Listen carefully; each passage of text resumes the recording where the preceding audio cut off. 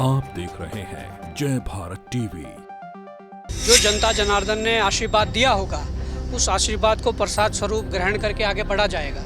और आपने कहा कि तैयारी 27 की है। हमसे अगर 24-26 वर्ष की उम्र में अगर सांसद का चुनाव लड़वा लिया है और बड़े दमखम के साथ चुनाव लड़वा लिया है, तो 26 की उम्र में हम घर बैठने वाले तो नहीं है। क्या एक नई पार्टी आप बनाने जा रहे हैं? देखिए, नई पार्टी है वो तो समय तय करेगा। मुख्यमंत्री के तौर पर आप पुष्कर सिंह धामी को कहाँ पाते हैं? इतने सारे मुख्यमंत्री आपने देखे हैं बीजेपी ने। तो देखिए, मैं समझता हूँ कि अगर धामी जी की बात कर रहे हैं तो आप उनका जो आंकड़े हैं वो उठाकर देख लीजिए।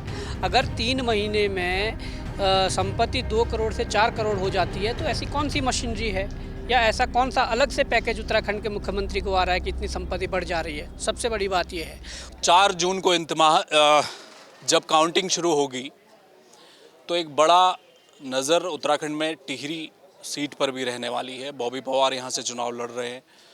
4 तारीख को नतीजे कुछ भी आए, लेकिन इस समय बॉबी पवार जो उनका तौर तरीका नज़र आ रहा है उत्तराखंड में, वो बहुत बदलता हुआ नज़र आ रहा है। क्या 2027 की तैयारी में इस समय बॉबी पवार है, उस पर भी चर्चा करेंगे। बॉबी भाई, शुरुआत हुई थी बेरोज़गारी, युवाओं के मुद्दे। आज हमने देखा बॉबी पवार पूरी तरह से सुई घूम चुकी है। आप खनन, शराब, राजस्व के मुद्दे ले आए जो कि हार्डकोर पॉलिटिक्स मानी जाती है। तो ये माना जाए कि बॉबी पवार 4 जून का इंतज़ार नहीं कर रहे, वो आगे की सोच रहे हैं। देखिए, पहले तो धन्यवाद करना चाहूँगा आपका। और 4 जून तो परिणाम जो होने वो होने हैं, वो तो किस्मत बक्सों में बंद है। जो जनता जनार्दन ने आशीर्वाद दिया होगा, उस आशीर्वाद को प्रसाद स्वरूप ग्रहण करके आगे बढ़ा जाएगा। सीधी सी बात है, क्योंकि हम 19 तारीख के बाद से ही 20 तारीख से कंटिन्यू हम क्षेत्र भ्रमण में हैं, प्रदेश भ्रमण में हैं। लोगों के जो मुद्दे हैं, लोगों की जो समस्याएं हैं, उनको संज्ञान उनका ले रहे हैं, उनको देख रहे हैं कि किस प्रकार से क्या क्या समस्याएं प्रदेश के अंदर हैं। और हम चक्राता से लेकर पिथौरागढ़ तक और देहरादून से लेकर उधम सिंह नगर तक हमने पूरा भ्रमण किया है। तो मैं समझता हूँ कि 4 तारीख तो ठीक है, जो होगा वो होगा, पर उससे पहले हमारी चिंता ये है कि प्रदेश कैसे आगे बढ़ेगा। प्रदेश जो आज भ्रष्टाचार की आग में जल रहा है, जो इस प्रदेश में 24 वर्षों में जो ये नीतियाँ नहीं बन पाई है कि प्रदेश चलेगा कैसे, तो उन नीतियों को लेकर कैसे हो सकता है, क्या चीज़ें हो सकती है, वो सारी चीज़ों पर जो सुझाव हम प्रदेश भर से लेकर आ रहे हैं, प्रदेश भर में जाकर उन लोगों से चर्चा परिचर्चा कर रहे हैं। तो समझता हूँ कि कहीं ना कहीं ये हमारा आगे का रास्ता है। और आपने कहा कि तैयारी 27 की है, तो मैं समझता हूँ कि अगर 2024 में इस 26 वर्ष की उम्र में यहाँ के युवाओं ने, महिलाओं ने, यहाँ के लोगों ने हमसे अगर 24-26 वर्ष की उम्र में अगर सांसद का चुनाव लड़वा लिया है और बड़े दमखम के साथ चुनाव लड़वा लिया है, तो 26 की उम्र में हम घर बैठने वाले तो नहीं हैं।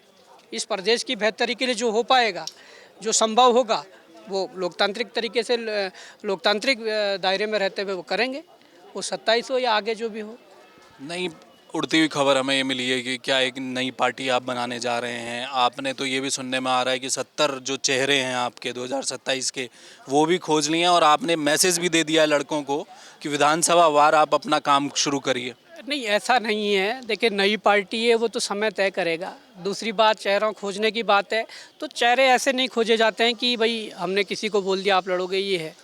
चेहरे खोजे जाएंगे संघर्ष के आधार पर, चेहरे खोजे जाएंगे उनके बैकग्राउंड के आधार पर कि क्या बैकग्राउंड रहा है, कितना संघर्ष रहा है, कितना इस समाज के लिए समर्पित रहा है। तो उन लोगों को आगे अगर कोई आएंगे ऐसे लोग, तो उनके लिए हम भी समर्पित हैं और उनको आगे लाने के लिए हम भरपूर कोशिश करेंगे, प्रयास करेंगे। बात दूसरी है कि ठीक है, 27 है, जो भी होगा, जैसा भी होगा, वह समय के साथ हो जाएगा, पर उससे पहले निकाय है, पंचायत है। हम तो चाहते हैं कि अगर इन लोगों ने हमारे युवाओं की नौकरियों को खाया है, तो जिन पदों पर रहकर ये आज राज कर रहे हैं, जिन पदों पर रहकर इन्होंने प्रदेश को खाया है, तो उन भ्रष्टाचार को समाप्त करने का एक और तरीका है कि जिस पद पर कोई भ्रष्टाचारी बैठा हुआ है, उस पद पर हमारा ईमानदार व्यक्ति अगर बैठेगा, वो निकाय के आधार पर हो या पंचायत के स्तर पर हो या आप विधानसभा स्तर पर हो या लोकसभा स्तर पर हो, तो मैं समझता हूँ कि कहीं ना कहीं भ्रष्टाचार को रोकने का एक और तरीका भी है, जिसकी ओर हमारे टीम, प्रदेश की जो चिंता करने वाले लोग हैं, वो अग्रसर हो रहे हैं और कहीं ना कहीं दिन प्रतिदिन आगे बढ़ रहे हैं। अभी बहुत तरह की चर्चाएं चल रही हैं बॉबी भाई। मैं एक इस तरह का सवाल आपसे पूछ रहा हूँ। मुख्यमंत्री धामी लगभग 2.5 वर्ष का कार्यकाल अब पूरा करेंगे। बीजेपी में परिपाटी रही है कि मुख्यमंत्री बदला जाता है इस वक्त में, और ये भी कहा जा रहा है कि 4 जून के बाद कांग्रेस भाजपा बड़े बदलाव उत्तराखंड में भी देखने को मिलेंगे, देश में देखने को मिलेंगे। मुख्यमंत्री के तौर पर आप पुष्कर सिंह धामी को कहाँ पाते हैं? इतने सारे मुख्यमंत्री आपने देखे हैं, बीजेपी ने तो 11 मुख्यमंत्री अभी तक हमने देखे। देखिए, मैं समझता हूँ कि अगर धामी जी की बात कर रहे हैं तो आप उनका जो आंकड़े हैं, जो उनके जो आय व्यय को लेकर हैं, या जो उनके जो मैं ये कह रहा हूँ संपत्ति को लेकर जो है, वो उठाकर देख लीजिए। अगर 3 महीने में संपत्ति 2 करोड़ से 4 करोड़ हो जाती है तो ऐसी कौन सी मशीनरी है, या ऐसा कौन सा अलग से पैकेज उत्तराखंड के मुख्यमंत्री को आ रहा है कि इतनी संपत्ति बढ़ जा रही है। सबसे बड़ी बात यह है। उसके बावजूद हमने प्रदेश के भीतर अलग अलग विभागों में बड़े बड़े जो मामले हैं भ्रष्टाचार के उजागर किए हैं, क्यों उस पर कार्रवाई नहीं हुई? मैं ये कहना चाहता हूँ, अगर उत्तराखंड में भर्ती घोटालों में 100 लोगों को जेल जाना पड़ा तो वो कोई छोटा मोटा मामला तो नहीं था, तो क्यों उसमें सीबीआई जांच नहीं हुई?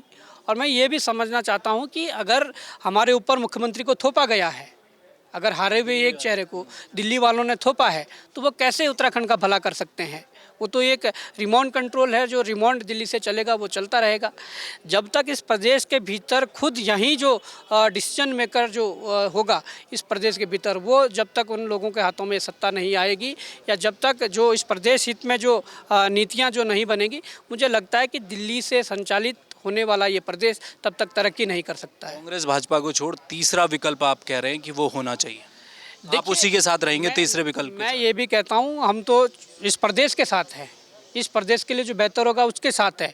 पर मुख्यमंत्री भी, अगर मैं समझता हूँ कि अगर कांग्रेस भाजपा के भी कई थे और अगर उन्होंने दिल्ली वाले जो रिमोट कंट्रोल था उसके अनुसार कार्य नहीं किया, कुछ ना कुछ प्रदेश हित में कोई ऐसा कार्य किया, तो मैं उनकी भी कहीं ना कहीं तारीफ करना चाहूँगा। पर ये सच्चाई है कि जब तक इस प्रदेश के भीतर इस प्रदेश की पीड़ा को जानने वाला जो व्यक्ति है, वो इस प्रदेश के लिए बेहतर नीतियाँ क्या हो सकती है, जब तक ये तय नहीं होगा तब तक ये प्रदेश तरक्की नहीं कर सकता है, तब तक इस प्रदेश से भ्रष्टाचार नहीं मिट सकता है, तब तक इस प्रदेश में रोजगार नीति नहीं बन सकती है, तब तक इस प्रदेश को कैसे संचालित होना है। आप 4 धाम यात्रा देख रहे हैं, किस प्रकार से फजीयत हो रही है, आप तमाम प्रकार की चीज़ें देख रही है। खनन को चलाने में हमारी सरकार नाकाम हो रही है, निजी हाथों में सौंप दिया है।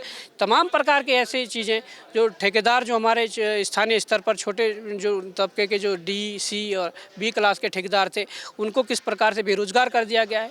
ये तमाम नीतियां जो प्रदेश हित की थी, जो प्रदेश का पैसा प्रदेश में ही आना था, उस पैसे को अगर जो बाहर जा रहा है तो इसमें प्रदेश की तरक्की तो नहीं है। बहुत शुक्रिया, धन्यवाद।